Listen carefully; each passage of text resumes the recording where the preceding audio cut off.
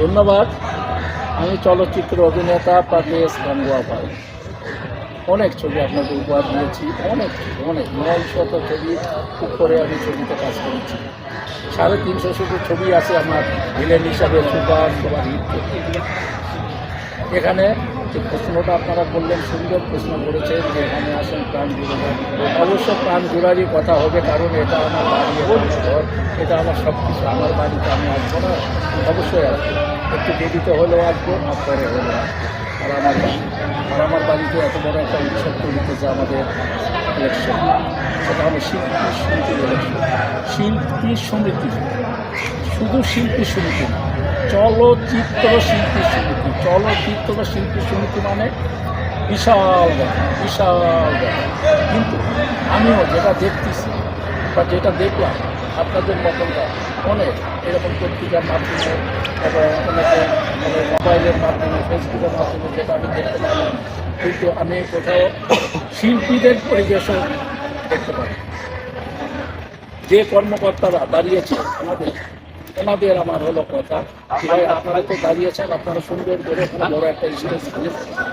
বড় একটা স্টেজ করতেন, করে এইরকম পাগলের মতন একটা ড্যান্স না করে, ওই আল্লাহ চিল্লি না করে আপনারা সুন্দর মতন একটা স্টেজ তৈরি করতেন। এই স্টেজে নায়ক নায়িকারা সুন্দর মতনভাবে উঠত, ওনাদের কী প্রতিভা, ওনারা ওইটা তুলে ধরতো। এবং অন্য আরও আছে দিনের ওনারা অভিনয় করতো, ডায়লগ বলতো, কমেডিয়ানরা ভাষা অভিনয় করতো এবং ডান্সের মেয়েরা ডান্স করতো। এইরকম সাংস্কৃতিক অনুষ্ঠান বলে এইটা শিল্পীদের কী প্রতিভা, এটা আপনারা তুলে ধরতেন, দর্শকেরা দেখত। ওই দর্শকেরা বিবেচনা করতো যে না, আমাদের দেশে তো এখনও সুন্দর সুন্দর শিল্পী আছে, তাহলে আমাদের দেশে সুন্দর সুন্দর শিল্পী থাকতে আমাদের দেশের ছবি চলচ্চিত্র হয় না কেন? আর এইসব শিল্পীদের কেন বসায় রাখছে সরকারে বা অন্যান্য প্রডিউসার সংস্থা, কেন বসায় রাখছে? আমাদের এই সুন্দর সুন্দর শিল্পীরা কত সুন্দরভাবে প্রতিভা দেখাইতেছে, একটা সাপোর্ট দিতে। কারণ আপনারা যে সব টেলিভিশনে হোক আর ইউটিউবে হোক, মোবাইলে হোক, ছেড়ে দিচ্ছেন, এটা কারা দেখতেছে? শুধু চলচ্চিত্র শিল্পীরা দেখতেছে না, বাংলাদেশের সম্পূর্ণ লোকেরা দেখতেছে।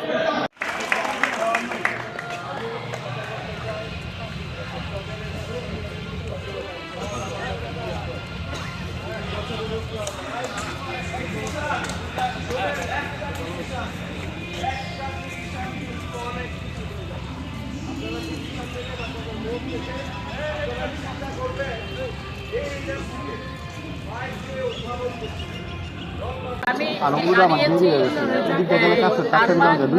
প্যানেল থেকে আমাদের ভালোবাসা, আমাদের দোয়া নিয়ে যেন আল্লাহ আমার মান সম্মান রাখে, বিশ্বাস আমাদের জন্য সবসময় আমার প্রবাসী যারা তারা, আমি অনেক বিদেশে গিয়েছি, প্রবাসের ভাইয়েরা এই যে কষ্টের থাকি ওদের কাছে বেশি কেউ জানে না। আমি দুবাই, আবুধাবি, কাতার, বাহরাইন সব জায়গায় গিয়েছি। আমি দেখেছি আমাদের বাঙালি ভাইয়েরা, আমি নিজে কথা বলেছি, একইভাবে রৌদ্রের মধ্যে, এই গরমের মধ্যে গাছের মধ্যে পানি খেয়ে তারপর তারা হোটেলে কাজ করে, তাদের থাকার যে জায়গা সেগুলো কিন্তু সুবিধাজনক। আমি জানি একজনের উপর আরেকজন এরকম নিজেদের রান্না করে খেতে হয়, সারাদিন খেতে এসে রান্না করে।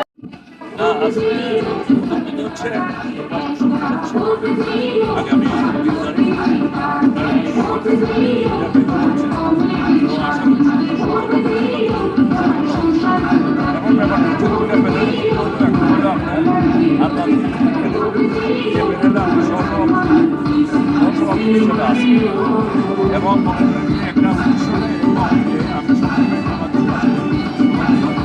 যদি আরমান প্লেয়ার আসে, এটা হলে আমাদের কাজ করতে হবে সরকারকে।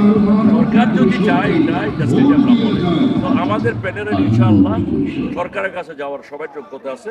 আপনারা দোয়া করবেন। আর বিশেষ করে শিল্পী সমিতির সকল সম্মানিত সদস্যকে অনুরোধ করা হলো, যে অনুরোধ করছি মাননীয় আমাদের কি আরমান সাহেব আর মুফতি পরিষদকে ভোট দিয়ে জয়যুক্ত করার জন্য। ধন্যবাদ সবাইকে। দর্শক মণ্ডলী, বাংলাদেশ চলচ্চিত্র উন্নয়ন কর্পোরেশনের মধ্যে অর্থাৎ বিএফডিসির মধ্যে এখানে কিন্তু আসলে অনেক সিনেমার শিল্পী, কলাকুশলী, বিভিন্ন নায়ক নায়িকা তাদের কিন্তু আজকে মিলন মেলার মতো বলা যায়। এখানে শিল্পী সমিতি নির্বাচন, আর নির্বাচনকে ঘিরেই চলছে বিভিন্ন ইন্টারভিউ। আর এগুলো আমি দেখানোর চেষ্টা করছি আজকে। আমাদের চ্যানেলে সবাই থাকবেন, চ্যানেলটি সাবস্ক্রাইব করবেন। যারা ফেসবুক থেকে দেখছেন অবশ্যই পেজটি ফলো করবেন এবং এই ভিডিওটি শেয়ার করে দিবেন আপনাদের বন্ধুবান্ধব, আত্মীয় স্বজন সবাই দেখার জন্য, এবং লাইক এবং কমেন্ট করবেন। এবং বাংলাদেশের কোন জেলা থেকে আপনি এই ভিডিওটি দেখছেন, কিংবা দেশের বাইরে হয়ে থাকলে কোন দেশ থেকে দেখছেন, অবশ্যই কমেন্টে জানাবেন। সবাই ভালো থাকবেন, সুস্থ থাকবেন। আবারও দেখা হবে। আল্লাহ হাফেজ।